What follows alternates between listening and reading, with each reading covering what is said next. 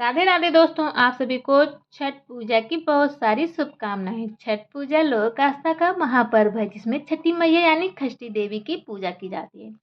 इस त्योहार पर डूबते और उगते सूर्य की पूजा का अर्घ्य दिया जाता है। पंचांग के अनुसार हर साल छठ पूजा नहाय खाए के साथ कार्तिक शुक्ल चतुर्थी तिथि से शुरू हो जाती है और सुबह के अर्घ्य से के साथ सप्तमी तिथि पर समाप्त हो जाती है। इस साल छठ पूजा 25 अक्टूबर 2025 से शुरू होकर 28 अक्टूबर को संपन्न होगी। छठ पूजा की शाम के समय व्रती महिलाएं व्रत कथा सुनती और सुनाती हैं। छठ कथा सुनने से और सुनाने से संतान के जीवन में समस्याएं नहीं आती हैं। व्रत कथा के बिना छठ पूजा अधूरी मानी जाती है। ऐसे में आइए इस कड़ी में जाने छठ पूजा की कथा। पौराणिक कथा के अनुसार एक समय राजा प्रियव्रत हुआ करते थे जिन्हें कोई संतान नहीं थी, जिससे वो और उनकी पत्नी मालिनी हमेशा दुखी रहती थी। संतान प्राप्त के लिए कई जतन किए लेकिन निराशा ही हाथ लगी। एक बार की बात है जब संतान प्राप्त की कामना के साथ राजा और रानी ने महर्षि कश्यप के पास जाकर संतान प्राप्त के लिए कोई अचूक उपाय बताने का आग्रह किया। तब महर्षि कश्यप ने राजा प्रियव्रत और रानी मालिनी की संतान प्राप्त की इच्छा पूर्ति के लिए यज्ञ का आयोजन किया। महर्षि कश्यप ने यज्ञ के आहूत खीर बनवाई और आहुति के बाद बचे खीर को प्रियव्रत की पत्नी मालिनी को खाने के प्रसाद के रूप में दिया।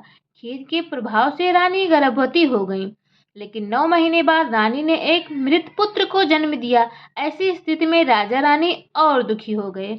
अंत में अपने मृत पुत्र को लेकर राजा प्रियव्रत शमशान गए और पुत्र वियोग में अपने प्राण त्यागने का निर्णय लिया। जैसे ही राजा ने प्राण देने की ठानी वैसे ही शमशान में एक देवी प्रकट हो गई और राजा प्रियव्रत से कहा कि हे राजा, मैं ब्रह्मा की पुत्री देवसेना हूँ। मैं सृजन सृष्टि की मूल प्रवृत्ति के छठे अंश से हुई हूँ, जिसके कारण मैं षष्ठी कहलाती हूँ। देवी ने आगे पूछा कि तुम क्यों अपने प्राण ऐसे ही प्राण त्यागने की चेष्टा मत करो। तब राजा ने अपनी स्थिति के बारे में देवी को सब कुछ बताया। इस पर षष्ठी देवी ने राजा प्रियव्रत को उनकी समस्या का समाधान बताते हुए कहा कि तुम मेरी विधि विधान से पूजा करो और दूसरों को भी मेरी पूजा के लिए प्रेरित करो। इससे तुम्हें संतान सुख की अवश्य प्राप्ति होगी। राजा ने देवी के कहने पर कार्तिक शुक्ल की षष्ठी तिथि पर व्रत रखा और षष्ठी माता की विधि विधान से पूजा अर्चना की और अपने आसपास के लोगों को भी छठी माता का व्रत रखने के लिए प्रेरित किया। षष्ठी देवी की पूजा के फलस्वरूप राजा की पत्नी फिर गर्भवती हुई और 9 महीने बाद उसको पुत्र रत्न की प्राप्ति हुई।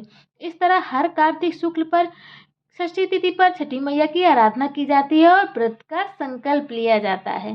दोस्तों, जैसे ही छठी मैया का वरदान राजा प्रियव्रत को प्राप्त हुआ वैसे ही आप सभी को प्राप्त हो और मुझे भी प्राप्त हो, क्योंकि ये कथा सुनने वाले को और सुनाने वाले को दोनों को फल की प्राप्ति होती है और कथा के बिना ये पूजा अधूरी मानी जाती है। आपने कितना भी व्रत कर लिया हो, अगर आप कथा नहीं सुनेंगे तो ये व्रत अधूरा माना जाएगा।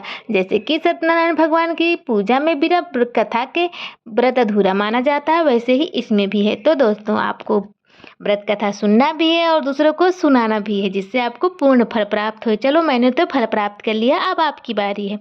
अगर आपको कहानी अच्छी लगी हो तो वीडियो पसंद आया हो तो वीडियो को लाइक करके चैनल को सब्सक्राइब करें। मिलते हैं अगले वीडियो में। राधे राधे।